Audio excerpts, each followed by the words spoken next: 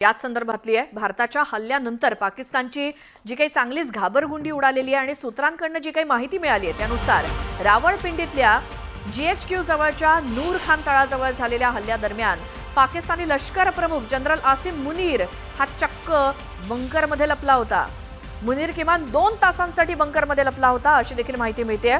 दरम्यान आता पाकिस्तान लष्कर प्रमुखांचा ऑपरेशनल तळ सुद्धा दुसरीकडे हलवण्याचा सध्या विचार सुरू आहे अशी देखील माहिती मिळते।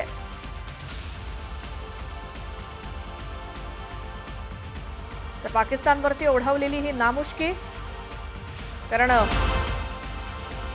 आणखी एक मोठी बातमी, भारत आणि पाकिस्तानचे DGMO आज चर्चा करणार आहेत आणि शस्त्रसंधी संदर्भात दोन्ही देशांचे DGMO आज चर्चा करतायत। तर ती बैठक किंवा ही चर्चा आता सुरू झालेली आहे। भारत आणि पाकिस्तानच्या DGMOमध्ये चर्चा सुरू झाल्याची मोठी बातमी। त्या चर्चेच्या आधी एक उच्चस्तरीय बैठक भारतामध्ये झाली। पंतप्रधान नरेंद्र मोदी यांच्या अध्यक्षतेखाली तीनही दलांचे प्रमुख, संरक्षण मंत्री, परराष्ट्र मंत्री, NSA यांच्यामध्ये बैठक झाली आणि त्यानंतर आता DGMO दोन्ही देशांचे सध्या चर्चा करतायत। भारत आणि पाकिस्तानच्या DGMOमध्ये चर्चेनं मार्ग काढला जावा अशा पद्धतीचे प्रयत्न सुरू आहेत। त्यामुळे शस्त्रसंधी संदर्भात दोन्ही देशांचे DGMO आता चर्चा करतायत। या चर्चेला सुरुवात झालेली आहे। शस्त्रसंधी मान्य केली, मात्र जसे तज्ञ सांगतायत त्यानुसार भारतानं बऱ्याच अटी शर्ती ठेवलेल्या असणार आहेत, त्याशिवाय ही शस्त्रसंधी मान्य केलेली नाही। मात्र आता शस्त्रसंधी नंतर पुढे काय या संदर्भात DGMO स्तरावरती चर्चा होतीये दोन्ही देशांच्या आणि त्यासाठी ही चर्चा सुरू झालेली आहे। मात्र DGMO चर्चेआधी पंतप्रधान नरेंद्र मोदी, त्यासोबत परराष्ट्र मंत्री, संरक्षण मंत्री आणि तीनही दलांचे प्रमुख आणि NSA यांच्यामध्ये एक महत्त्वाची बैठक झाली आणि या बैठकीनंतर लगेचच दोन्ही DGMOमध्ये चर्चा सुरू झाली आहे। भारत POK संदर्भात सुद्धा चर्चा करणार या DGMO चर्चेमध्ये असं देखील सूत्रांकडून कळतंय। शांतता प्रस्थापित करण्यासंदर्भात सुद्धा चर्चा होईल अशी माहिती मिळते। त्यामुळे ही चर्चा सध्या सुरू झालेली आहे। आजच्या दिवसातली भारत पाकिस्तान संघर्षासंदर्भातली मोठी घडामोड म्हणावी लागेल। चर्चेनं मार्ग काढण्याचा, तोडगा काढण्याचा प्रयत्न आणि दोन्ही DGMOमध्ये चर्चा सुरू झालेली आहे। या संदर्भात आपण सध्या बोलतोय। निवृत्त air vice marshal Suryakant Chapekar आपल्यासोबत सध्या आहेत।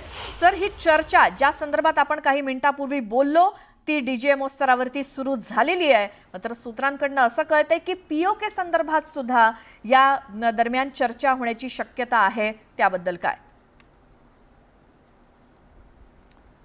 शस्त्रसंधी झाल्यावर जशा जशा अटी होत्या, मी म्हटलं जसा आपली मुख्य जे एम होता तो म्हणजे हे सर्व कृती सुरू झाली ती एका गोष्टीसाठी की 22 एप्रिलला आतंकवादी हल्ला झाला आणि त्याच्या प्रत्युत्तर म्हणूनच आपण ही कारवाई सुरू केली।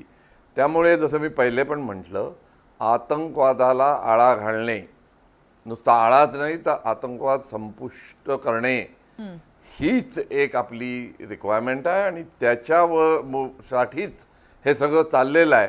त्यामुळे बैठकीत तो प्रमुख मुद्दा राहील आणि जर हा प्रमुख मुद्दा आहे तर POK मध्ये बसले जास्तीत जास्त आतंकवादी बसलेले आहेत, त्यामुळे POKचा विषय त्यात येईलच असं मला वाटतं। कारण की दुसरी गोष्ट ही आहे की ज्या शस्त्रसंधीनंतर जे बोलणी होणार आहे त्यात आपल्या पंतप्रधानांनी म्हटलेल्या गोष्टीला परत एकदा दुजोरा देण्यात येईल की यानंतर जर पाकिस्तानने आतंकवाद केला, कोणतीही आतंकवादी कृती भारताच्या धर्तीवर केली तर त्याला युद्ध पुकारासारखं समजल्या जाईल आणि मग भारत स्वतंत्र राहील त्याला काय कारवाई करायची ते म्हणून। तर या मुद्द्याला प्रमुख हे धरून, बेसिस धरून मला वाटतं सगळी बोलणी होतील आणि त्याचमुळे आधी पंतप्रधान, तिन्ही प्रमुख, तिन्ही दलांचे आणि डिफेन्स मिनिस्टर यांची भेट झाली आणि त्यात हे नक्कीच ठरलं असेल की काय काय अटी, काय काय मुद्दे या आपल्या DGMOनी त्या DGMO समोर ठेवायचे आणि कशी कारवाई पुढे करायची. बरोबर. शस्त्रसंधी करताना सुद्धा तुम्ही म्हणाला तसं अटी शर्ती ठेवल्याशिवाय शस्त्रसंधी भारतानं मान्य केली नाही. त्यामुळे आता डीजीएमओ लेव्हलवरती चर्चा होत असताना सुद्धा त्या अटी शर्तींमध्ये आणखी भर पडेल. एक नियमावलीच तयार होईल की जर असं केलं तर असं होईल, तसं केलं तर तसं होईल. या संदर्भात भारत बऱ्याचशा अटी आत्ता देखील ठेवेल.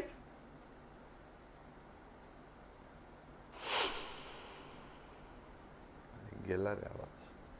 सर आवाज पोहोचतोय? चाफेकर सर आवाज येतोय? हा आता येतोय. हा, तर आता आपण शस्त्रसंधीच्या वेळी तुम्ही म्हणाला तसं अटी शर्ती ठेवल्याशिवाय काही भारतानं शस्त्रसंधी मान्य केली नाही. त्यामुळे आता डीजीएमओ लेव्हलवरती चर्चा होत असताना त्या अटी शर्तींमध्ये आणखी भर पडेल का? कारण जर तुम्ही असं केलं तर त्याचा परिणाम असा दिसेल. त्यामुळे अशी एक मोठी नियमावलीच तयार होईल किंवा अटी शर्तींची. नक्कीच. पण जसं मी पहिलेही तुम्हाला सांगितलं, मुख्य मुद्दा आतंकवादाला रोखणे किंवा संपुष्टात आणणे आणि त्याच्या अनुषंगाने जितके काही दुसरे उपाय करावे लागतील त्याची एक दुसरी लिस्ट असेल किंवा यादी असेल की जर आतंकवाद संपवायचा असेल तर याही अटींचा तुम्ही पालन केलं पाहिजे. अशा सगळ्या अटी नक्कीच त्यांच्या पुढे ठेवल्या जातील. आणि ह्या मीटिंगमध्ये ज्या काही अटी आहे त्याचा शिक्कामोर्तब करणं म्हणजे ऑफिशियली त्याला डिक्लेरेशन करणं किंवा त्यांनी मानणं आपण मानणं म्हणजे त्याला ऑफिशियली एक स्टॅम्प लावणं असं होईल म्हणून या मीटिंग होत आहेत. कारण जेव्हा या गोष्टींबद्दल चर्चा होते त्यावेळी ज्या काही अटी मान्य झाल्या आहेत त्यांच्यावर शिक्कामोर्तब हा व्हावाच लागतो आणि तो ऑफिशियली करावा लागतो. बरोबर. त्यामुळे या बैठकीत चर्चेनंतर हे सुद्धा होणं तितकंच महत्त्वाचं आहे असं मला वाटतं. बरं, याआधी इतिहासामध्ये असं कधी झालं होतं का की अशी संघर्ष परिस्थिती किंवा युद्धजन्य परिस्थिती आहे आणि त्यामध्ये भारत आणि पाकिस्तानमध्ये चर्चा होते आणि आता तर ज्यासाठी अमेरिका आग्रही आहे की चर्चेतनं तोडगा काढा? छोटे मोठे जेव्हा चकमकी होतात बॉर्डरवर म्हणजे पाकिस्तान भारत असो किंवा चीन आणि भारत असो, गलवानच्या वेळी तुम्हाला आठवत असेल अशा डीजीएमओ लेवलवर फ्लॅग मीटिंग बऱ्याच व्हायच्या. त्यांना फ्लॅग मीटिंग असं म्हणतात. त्यामुळे जर छोटं मोठं चकमकी असतील आणि त्या खालच्याच लेवलला संपवायच्या असतील तर ही एक त्यातली पद्धतच आहे. त्यामुळे हे काही नवीन होत आहे अशातली गोष्ट नाही. फक्त यावेळीची गोष्ट थोडी हायर लेवलला आहे. अदरवाईज तिथले लोकल कमांडर्स फ्लॅग मीट करून त्याचं सोल्युशन शोधतात आणि ती चकमक कशी थांबवावी हे ठरतं. यावेळी डीजीएमओ लेवलला आहे, एवढाच यात फरक आहे.